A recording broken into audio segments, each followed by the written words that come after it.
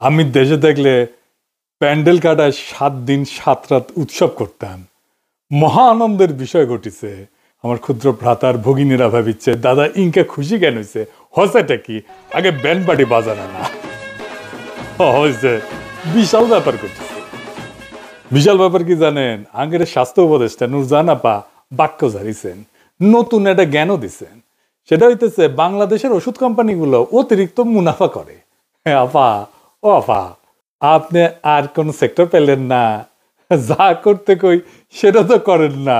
আমার সেক্টরে এসে আপনার বাক্য ঝাড়া লাগবেই। হ্যাঁ, ওষুধ কোম্পানির অতিরিক্ত মুনাফা দেখলেন, হ্যাঁ, বারবার শুধু আমারই উপর।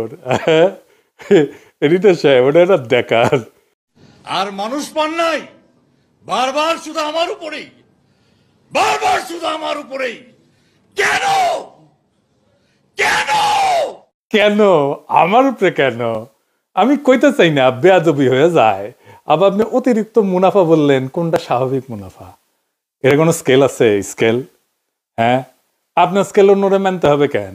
আপনার গ্রামীণ ব্যাংক যে 23.33% সুদ নেয়, প্রায় 23.5%, তাও গরিব মানুষেরা ঋণ দেন, ঋণের উপরে। সেটা নিয়ে কেউ কিছু কইছে? আমরা কিছু কইছি? হ্যাঁ, ব্যানে ব্যানে করছি না তো? এটা অতিরিক্ত না?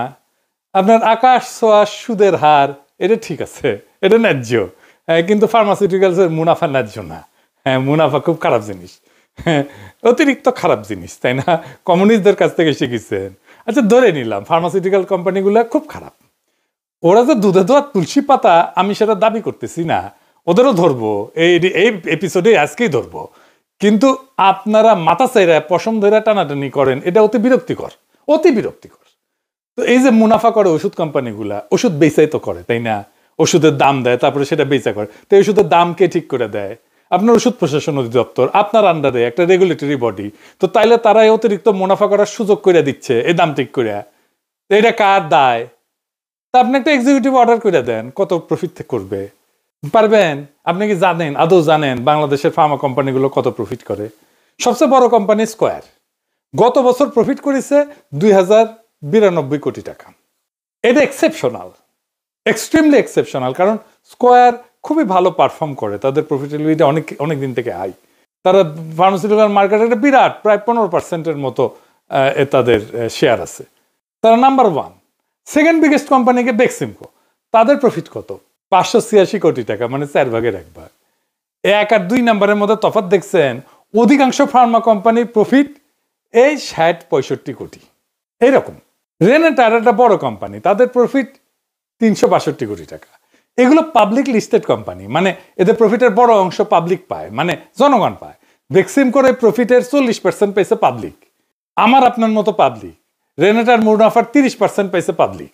তো আপনি শেয়ার হোল্ডারদের বুঝাইবেন, বক্তৃতা দিয়েন একটা, এজিএম এ যায়, অ্যানুয়াল জেনারেল মিটিং এ যায়, তারা যদি কম ডিভিডেন্ড নিতে রাজি হয়, সিদ্ধান্ত নেয়, তাহলে তো ভালোই।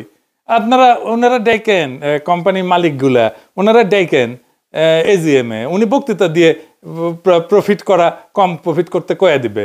মানে এটা কোম্পানিগুলোর কইলে তো হবে না, শেয়ার হোল্ডারদেরকেও কইতে হবে, তাই না? বুঝেন এটা?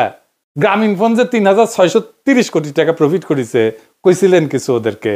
ওরা তো ন্যায্য টাকাও দেয় না ওদের কর্মীদের, আন্দোলন করিচ্ছে ওদের কর্মীরা।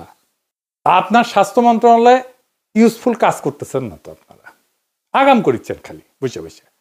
টিকা পাইতেছেন আমাদের বাচ্চারা, হাসপাতালে ওষুধ পয়সা ডেট এক্সপায়ার করে আর রোগীরা চাইলে পায় না, এটা আপনার মন্ত্রণালয়ের কাজ। তারপরেও ধরলাম যে আপনি মানুষের জন্য, উপকারের জন্য করছেন, যে ওষুধের অতিরিক্ত মুনাফা করতেছে, মানুষের অসুবিধা হচ্ছে। তো আপনার তো একটা ফার্মাসিউটিক্যাল কোম্পানি আছে, ইডিসিএল, সরকারি ফার্মাসিউটিক্যাল কোম্পানি।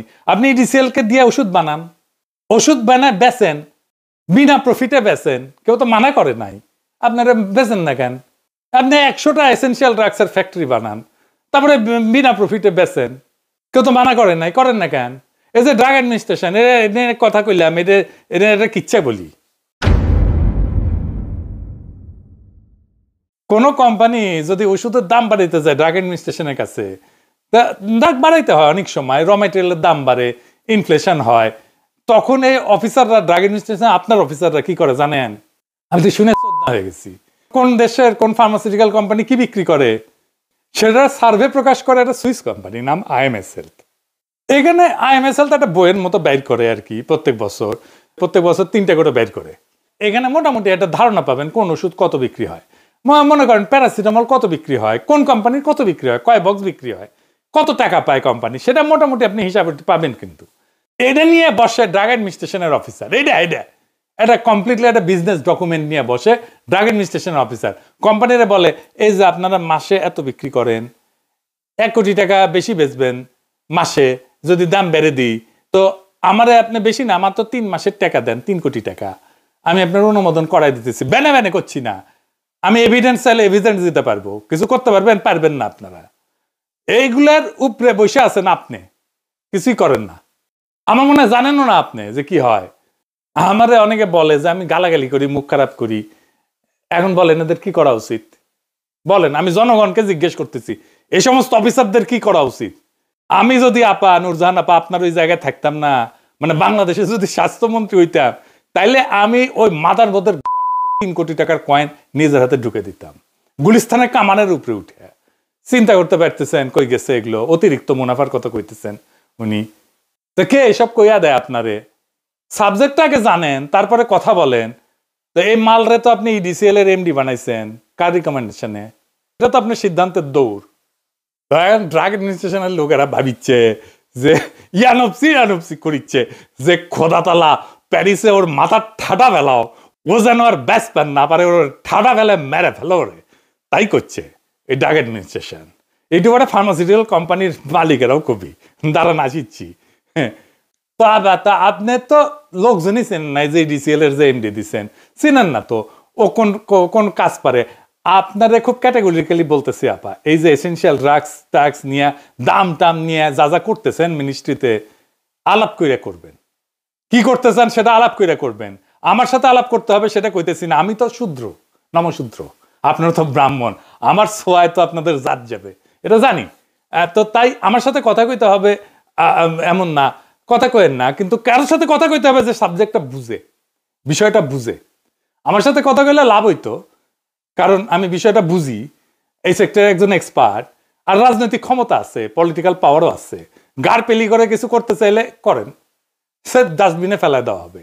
এই যে ফার্মাসিউটিক্যাল কোম্পানি গুলা ডাক্তারদের মাস্টাররা দিয়ে প্রেসক্রিপশন করায়, রোগীর প্রেসক্রিপশন নিয়ে টানাটানি করে, কি লিখেছে সেটা দেখার জন্য, রোগীর ব্যক্তিগত ফাইল নিয়ে টানাটানি করে, এটা শুধু অনৈতিক না, অপরাধও বটে।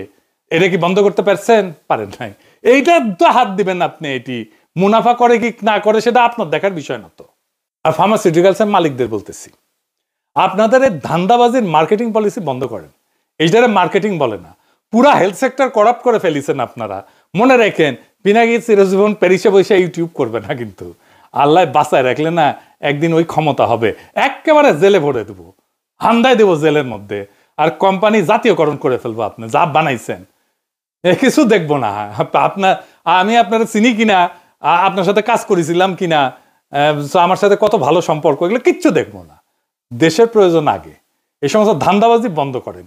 পরে আবার কেন না যে সাবধান করি নাই। এবার আর একটা গুরুত্বপূর্ণ কাজের কথা বলি, আসলে যেটা নিয়ে করবার বসেছিলাম এপিসোড। পারলে এই কাজটা করেন নূরজাহান আপা, আমি কয়ে দিতেছি কোন কাজ। এই কাজে মন দিয়েন, মানুষের দোয়া পাইবেন। আসেন আলাপটা শুরু করি। আপনারা কি জানেন যে আমরা কেন একটা অসুস্থ জাতিতে পরিণত হইতেছি? খাবারের ভেজাল তো আছে, আমি একটা এপিসোড করেছিলাম। তো পরিবেশের বিষ তো আছেই, তার উপরে আরেকটা জিনিস আছে, সেটার উপরে আজকের আলাপ। আমাদের আজকের আলাপ হইতেছে সিজারিয়ান সেকশনে অতিরিক্ত সন্তান জন্মদান এবং এটার কি প্রভাব আমাদের জাতিকে, কিভাবে আমাদের শিশুদেরকে, কিভাবে তার ভবিষ্যৎকে, তার রোগ প্রতিরোধ ক্ষমতাকে ধ্বংস করে দিতেছে, অসুস্থ জাতি বানাইতেছে। 2020 সালে প্রায় 42% শিশুর জন্ম হয়েছিল সিজারিয়ান সেকশনে। 2025 সালে দেখতেছি হাসপাতালে যে শিশুদের জন্ম হয় তাদের 72%-এর জন্ম হয় সিজারিয়ান সেকশনে। অবিশ্বাস্য। তাহলে দুনিয়াতে কি সিজারিয়ান সেকশন হয় না? হ্যাঁ হয়, অবশ্যই হয়, কিন্তু কেন হয়, কোন হারে হয়? 21% সন্তানের জন্ম হয় সিজারিয়ান সেকশনে।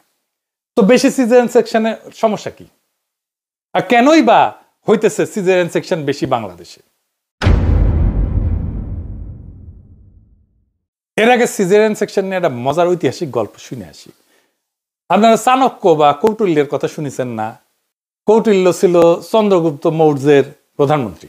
তো চন্দ্রগুপ্ত মৌর্যরে কৌটিল্য সামান্য পরিমাণে খাবারের সাথে আর্সেনিক মিশিয়ে দিত। উদ্দেশ্য ছিল রাজাকে বিষাক্ত পদার্থের প্রতি সহনশীল করে তোলা, যেন শত্রুরা তাকে বিষ প্রয়োগে হত্যা করতে না পারে। এটা আধুনিক চিকিৎসা বিজ্ঞানে এর একটা নাম আছে, এটার নাম হইতেছে মিথ্রিডাটিজম। মানে যার মাধ্যমে অল্প মাত্রায় বিষ গ্রহণ করে করে করে করে বিষের প্রতি প্রতিরোধ ক্ষমতা গড়ে তোলা হয়।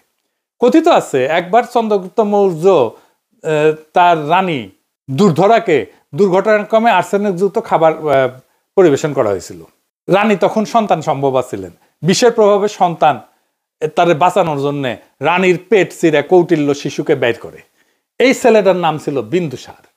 বিম্বিসার না, আবার ওই বনলতা সেনের বিম্বিসার না, বিন্দুসারের ছেলে হইতেছে সম্রাট অশোক। তো জীবনানন্দের বনলতা সেন যখন পড়ি না বিম্বিসার অশোকের ধূসর জগতে, এই বিম্বিসার অশোক বইলে একটু ধাঁধা লাগাই দেয় জীবনানন্দ। বিন্দুসার অশোক হইলে পিতা পুত্র হইতো, কিন্তু না, একটা টুইস্ট আছে বিম্বিসার। এখানে এসে মনে হয় আসলে কি ঠিক পড়িচ্ছি, ভুল পড়িচ্ছি না তো। সেই সময়টা ধূসর হয়ে যাওয়া নিজের মধ্যে মূর্ত হয়ে ওঠে বিম্বিসার শুনা। আমার কাছে পাখির নীরের মতো চোখ তুলে নাটোরের বনলতা সেন এই লাইনের চাইতে বিম্বিসার অশোকের ধূসর জগতে লাইনটা অনেক বেশি কাব্যিক বলে মনে হয়। যাই হোক, কবিতার আলাপ বাদ, মূল আলাপে আসি। এই আলাপ শুরুর আগে আমাদের জানতে হবে কেন সিজার আমাদের শিশুদের দীর্ঘমেয়াদে ক্ষতি করে। আমাদের দেশে সন্তান জন্ম দেওয়ার কাজটা অবহেলিত, চূড়ান্তভাবে অবহেলিত। অথচ একটা জাতির ভবিষ্যৎ হচ্ছে তার শিশুরা। অথচ আমরা এই শিশুর জন্মদানকে এত অবহেলা করি। আমি ডেটা দেখাচ্ছি কিছু, আপনারা দেখলে বুঝবেন যে এত অবহেলা করি। কোনোদিন আমরা এটার প্রতি গুরুত্ব দিইনি। আমরা সন্তান জন্ম দেওয়ার আগে কার কাছে যাই বলেন তো? আপনারা কার কাছে যায়? গাইনোকোলজিস্টের কাছে যায়, তাই না? তাদের কাছে ফলো আপে যায়। এই ফলো আপ বা সন্তান জন্মের জন্য গাইনোকোলজিস্টের কাছে ফলো আপে যাওয়ার দরকার নেই। এটা জিপি বা প্রশিক্ষিত ধাত্রী হইলেই চলে। জটিলতা হইলে গাইনোকোলজিস্টের কাছে পাঠাবে, রেফার করবে। আমাদের প্রশিক্ষিত ধাত্রী কত জানেন? ৮,৬৪৬ জন। আর এর মধ্যে সরকারি ধাত্রী হয়েছে ২,৫৫৭ জন মাত্র। গাইনোকোলজিস্ট আছে ২,৫০০-এর মতো। এবং গাইনোকোলজিস্টরা এই ডেলিভারির দায়িত্ব নিয়ে নিজের সময় নষ্ট করে এবং নিজের যেটা স্পেশালিস্ট এক্সপার্টাইজ সেটাকেও নষ্ট করে ফেলে। কারণ টাকা পায় এখানে, সিজার করলে টাকা, কসকসা টাকা, রিস্ক কম, সিজার করার জন্য দেওয়ানা হয়ে যায়। আমাদের দেশে প্রত্যেক দিন ১০,০০০-এর মতো শিশু জন্মায়। আমাদের প্রসূতিদের জন্য হাসপাতালে বেড আছে ২,০০০-এর মতো। এতে প্রত্যেক দিন ২,০০০ বেডে আমি যদি সন্তান জন্ম দিতে চাই ৮০০-র বেশি সন্তান জন্ম দেওয়া সম্ভব না প্রত্যেক দিন। বাকিরা হয় বাসায়। তো আপনি যখন গাইনোকোলজিস্টের কাছে সন্তান জন্মের জন্য যাবেন, তো এটা অবধারিতভাবে সিজারিয়ান সেকশন হবে। কারণ এটা সন্তান জন্মদানের প্রক্রিয়া, এটা ৬ থেকে ১০ ঘন্টার কাজ। এত সময় তো গাইনোকোলজিস্ট বসে থাকবে না রোগীর পাশে, এই সময়টা বসে থাকতে হয়। সে তখন ধরতক্তা মার পেরেক করে ২০ মিনিটে খালাস করে দেয়া চলে যায়, টাকা নিয়ে চলে যায়, সবাই খুশি। যে মা হইল তারও খুশি, তীব্র প্রসব বেদনা তার ভুক্ত হইল না। এটাই কারণ আমাদের সিজার বেশি হওয়ার। আর দৈনিক ১০,০০০ বাচ্চা হওয়া সামলানোর জন্য দরকার হইতেছে ২২,০০০ প্রশিক্ষিত ধাত্রী। আমাদের আছে ৮,৫০০। তো ধাত্রী কেন করেন না? ধাত্রী ডাক্তার করতে না অনেক টাকা লাগে, ধাত্রী করতে তো এত টাকা লাগে না। পারছেন? কয়টা করছেন? কয়টা ধাত্রীকে চাকরি দিচ্ছেন, সরকারি চাকরি? এখন প্রশ্ন হইতেছে সিজারে বাচ্চা হলে সমস্যা কি? এইটা বুঝতে হইলে আমাদের মাইক্রোবায়োম বলে একটা জিনিস আছে, এটা বুঝতে হবে। দেখ, এটা লিখে দেন। মাইক্রোবায়োম হইতেছে আমাদের শরীরে থাকা উপকারী জীবাণু, বন্ধু জীবাণু। আমাদের শরীরে যে জীবাণু থাকে চামড়া টামড়া সব জায়গায়, সেই জীবাণুর মধ্যে অনেকগুলো বন্ধু জীবাণু আছে। সব ব্যাকটেরিয়া খারাপ না, সব জীবাণু খারাপ না। ভালো ব্যাকটেরিয়াগুলো আমাদের খাবারে হজমে সাহায্য করে, আমাদের ইনফেকশনের সাথে লড়ে, আমাদের সুস্থ রাখে। খারাপ ব্যাকটেরিয়া আছে কিছু যারা আমাদের অসুস্থ করতে চায়। ভাগ্য ভালো, আমাদের ভালো ব্যাকটেরিয়াগুলো সবসময় এই খারাপ ব্যাকটেরিয়াগুলোর সাথে লড়াইয়ে নামে। শেষ পর্যন্ত ভালো ব্যাকটেরিয়া জিতে যায়, আমাদের শরীর সুস্থ রাখে। ভালো খাবার খাইলে, অ্যাক্টিভ থাকলে, সক্রিয় থাকলে, ভালো ঘুম হইলে ভালো ব্যাকটেরিয়া যত্ন নেওয়া হয়, তারা বেঁচে থাকে, তারা আমাদেরও যত্ন নেয়। এই ভালো ব্যাকটেরিয়াকেই বলে মাইক্রোবায়োম। কোথায় থাকে এইগুলা? আমাদের মুখের মধ্যে থাকে, আমাদের পেটে থাকে, আমাদের চামড়ায় থাকে, এমনকি ফুসফুসে থাকে। এই যে বন্ধু ব্যাকটেরিয়াগুলা, এটা আমাদের কখনো কোনো ক্ষতি করে না, খালি উপকার করে। এদেরকে আমাদের সুস্থ রাখতে হয় ফলমূল খাইয়া, পর্যাপ্ত ঘুম দিয়া, অ্যাক্টিভ থাইকা। আপনারা অ্যান্টিবায়োটিক খেয়ে দেখছেন না মুখের স্বাদ নষ্ট হয়ে যায়, কারো কারো পেট খারাপ হয়। কারণ আমাদের বন্ধু ব্যাকটেরিয়াগুলো মরে যায় অ্যান্টিবায়োটিকে। আপনার মুখে শরীরের বন্ধু ব্যাকটেরিয়া মরে গেলে অকালে বৃদ্ধ হয়ে যাবেন, চামড়া ঝুলে যাবে। সেজন্য মুখে সাবান দিতে হয় না। সাবান কিন্তু ব্যাকটেরিয়া নষ্ট করে ফেলে, চামড়ার ব্যাকটেরিয়া, সাবানের ক্ষার। সেজন্য অন্য সাবান দিতে হয় যেটা ব্যাকটেরিয়াকে নষ্ট করবে না, আমার বন্ধু ব্যাকটেরিয়াকে। এই বন্ধু ব্যাকটেরিয়া আমাদের রোগ প্রতিরোধ ক্ষমতা তৈরি করে। আমরা যখন মায়ের পেটে থাকি তখন আমরা থাকি অতি বিশুদ্ধ পরিবেশে, স্টেরাইল পরিবেশ। এত বিশুদ্ধ মানে ওটা দিয়ে ইনজেকশন করা যাবে, সেখানে কোনো ব্যাকটেরিয়া থাকে না। তাইলে আমরা বন্ধু ব্যাকটেরিয়া কই থেকে পাই? জন্মের পরপরই এইটা পাই আমরা যখন নর্মাল ডেলিভারিতে বাচ্চা হয়, তখন মায়ের যোনিপথে ওই বন্ধু ব্যাকটেরিয়া থাকে। বাচ্চারা যখন মায়ের যোনিপথ দিয়ে বাইর হয় তখন বাচ্চার গায়ে এই বন্ধু ব্যাকটেরিয়া লেগে যায় সারা জীবনের জন্য। রোগ প্রতিরোধের গ্যারান্টি, খোদা তাআলার রহমত।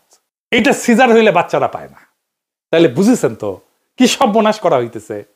বাংলাদেশের প্রায় 25% শিশু তার খর্ব খায় এবং প্রায় 9% শিশু অপুষ্ট।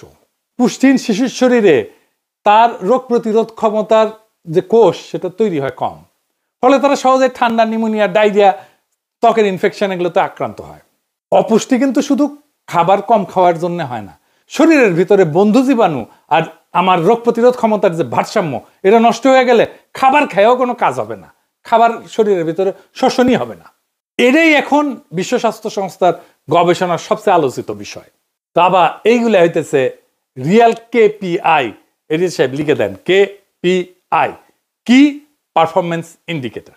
আপনার মন্ত্রণালয়ের সিজারের সংখ্যা কমাইতে পারেন। সিজারের সংখ্যা যদি কমাইতে পারেন এটা আপনার একটা অ্যাচিভমেন্ট। প্রশিক্ষিত ধাত্রীর সংখ্যা যদি বাড়াইতে পারেন এটা একটা আপনার অ্যাচিভমেন্ট। আর সন্তান জন্ম দেওয়ার কাজটা প্রাথমিকভাবে ধাত্রীর হাতে যদি ছেড়ে দিতে পারেন এটা আপনার একটা অ্যাচিভমেন্ট। পর্যাপ্ত ম্যাটারনিটি বেড তৈরি করতে পারেন, প্রসূতির বেড তৈরি করতে পারেন, এটা আপনার অ্যাচিভমেন্ট। আর গাইনোকোলজিস্টদের নর্মাল বাচ্চা ডেলিভারি ডিল করাটা যদি বন্ধ করতে পারেন তাহলে অনেক বড় কাজ হবে। আরো বড় কিছু অ্যাচিভ করতে পারতেন, কিন্তু সেটা সম্ভব না, টাইম নাই, আর আপনি পারবেনও না। না সরি এভাবে বলার জন্যে। আর এমন জায়গায় হাত দিয়েন না যেটা আপনি বা আপনার টিম বুঝেন না। মনে করেন না আমরা বুঝি, না বুঝেন না, মাখায় ফেলবেন, মাখায় ফেলতেছেন। যেমন আছে সেটাকে তেমন চলতে দেন। যাদের রাজনৈতিক ক্ষমতা থাকবে তারা এসে কাজটা করুক, হুদাই দেশের আর নিজের টাইম নষ্ট করেন না। আপনাদের এই সরকার অনেক কিছু অ্যাচিভ করতে পারত, অনেক দূর আগায় দিতে পারতো দেশটাকে। এত বিপুল সমর্থন ছিল সরকারের উপরে, পায়ে ঠেলছেন। যখন বিদায় নেবেন আপনাদের কেউ মিস করবে না, কেউ বলবে না ভালো কাজ করে গেছেন। পর্বত প্রমাণ ব্যর্থতার দায় কাঁধে নিয়ে বিদায় নেবেন, অসুবিধা নাই। আছে তো গরিব মানুষের পোলারা, মাইয়ারা, ওরা আবার অকাতরে রক্ত দিবে, জীবন দিবে, আর একটা স্বপ্ন দেখাবে জাতিকে। আবার গর্ত থেকে আপনাদের মতো উঠে আসবে পরিত্রাতা সেজে, আবারও সেই একই সিস্টেম রক্ষা করার দায়িত্ব নিয়ে। আমরা হাসিনাকে পরাস্ত করছিলাম, কিন্তু সিভিল আর মিলিটারি ব্যুরোক্রেসিকে পরাস্ত করতে পারি নাই। এর পরের বার এই দুইটা পরাস্ত হবে, আর 2024-এর বর্ষা বিপ্লব সম্পূর্ণ হবে, সফল হবে। তখন ওই সফল বিপ্লবের পরে স্বচ্ছতা, জবাবদিহিতা, জনস্বার্থকে অগ্রাধিকার দিয়া মেধাবী মানুষেরা নীতি গ্রহণ করিয়া জনগণের সুস্বাস্থ্য নিশ্চিত করবে, এমন ভাবে যাতে স্বাস্থ্য আর মানবিকতা কখনোই বেচা কেনার বিষয় হইয়া না দাঁড়ায়।